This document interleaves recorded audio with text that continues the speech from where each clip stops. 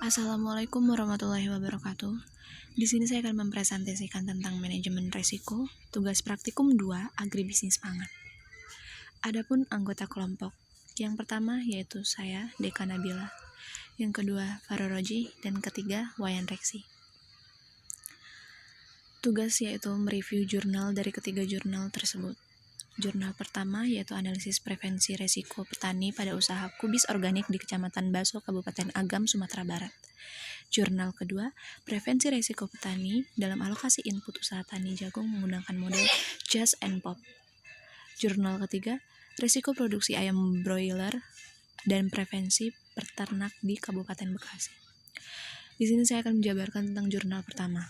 Salah satu sentra produksi kubis di Kabupaten Agam, Sumatera Barat menyatakan bahwa prevensi resiko petani mempunyai pengaruh penting pada perusahaan petani dalam mengalokasikan input usaha tani. Dengan kata lain, prevensi resiko petani dalam menghadapi perubahan teknologi dengan penggunaan input yang berbeda akan sangat menentukan keberhasilan penerapan teknologi tersebut. Teknologi organik yang belum terstandar memungkinkan usaha tani organik ini lebih beresiko dibandingkan usaha tani konvensional yang sudah ada. Standar dan dosis pemakaian pupuk serta pestisida kimia, petani masih mengusahakan kubis konvensional meskipun telah mengusahakan kubis organik. Diduga karena petani belum berani atau risk average mengambil resiko. Jurnal kedua, perilaku resiko usaha tani tanaman jagung dipengaruhi oleh dua faktor, yaitu perilaku sumber daya manusia dan sumber daya alam. Salah satu kondisi alam menyebabkan peningkatan risiko pada sektor pertanian ialah perubahan iklim. Risiko usaha tani mempengaruhi pengambilan keputusan petani dalam mengalokasikan input produksi. Kendati sebagian besar risiko pertanian diakibatkan oleh kondisi alam sekitar. Petani memiliki pilihan untuk mengoptimalkan input-input produksi guna meminimalisir risiko yang dihadapi. Jurnal ketiga, resiko produksi ayam broiler dan prevensi peternak di Kabupaten Bekasi. Berdasarkan kerangka pemikiran, maka dapat disusun hipotesis bahwa penggunaan input seperti pakan, tenaga kerja, dan kepadatan kandang pada peternak mandiri dan peternak mitra yang digunakan bersifat memperbesar risiko produksi.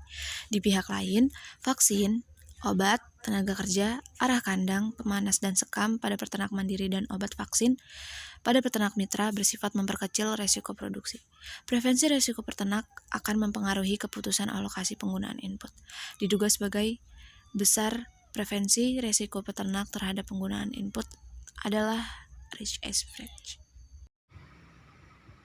Baik, saya akan melanjutkan tentang metode jurnal 1. Perhitungan prevensi risiko pada penelitian ini menggunakan konsep yang telah dikembangkan oleh Kumhakar pada tahun 2002. Kumhakar telah mengembangkan fungsi produksi dan fungsi risiko yang dikemukakan oleh Jules Paveur pada tahun 1987, di mana model yang dikembangkan oleh Kumhakar dengan memasukkan unsur inferensi teknis yang sekaligus bisa menentukan prevensi risiko petani, sehingga tidak terjadi bias dalam perhitungan jika mengabaikan fungsi efisiensi teknis dalam model. Model ini dipilih karena pada perhitungan tidak mengabaikan efisiensi teknis, di mana mengabaikan faktor efisiensi teknis bisa menghasilkan kesimpulan yang tidak benar. Selanjutnya, metode jurnal 2. Model fungsi produksi dan risiko yang digunakan ialah Jules and Paveur dalam bentuk fungsi COP12, di mana dalam model ini fungsi Jules and Paveur menjelaskan bahwa suatu produksi yang dihasilkan tidak hanya dipengaruhi oleh faktor produksi, melainkan terdapat juga faktor risiko. Selanjutnya, untuk metode jurnal 3, menggunakan model fungsi Jules Paveur, Robinson and Baird 1987, yang bisa menjelaskan bahwa produksi yang dihasilkan tidak hanya dipengaruhi oleh faktor produksi, tetapi juga dipengaruhi oleh faktor risiko. Untuk menganalisis fungsi produksi dan fungsi risiko ayam broiler diasumsikan menggunakan model fungsi tipe COP12. Selanjutnya, model COP12 akan diregresikan dengan metode Ordinary Least Square atau OLS.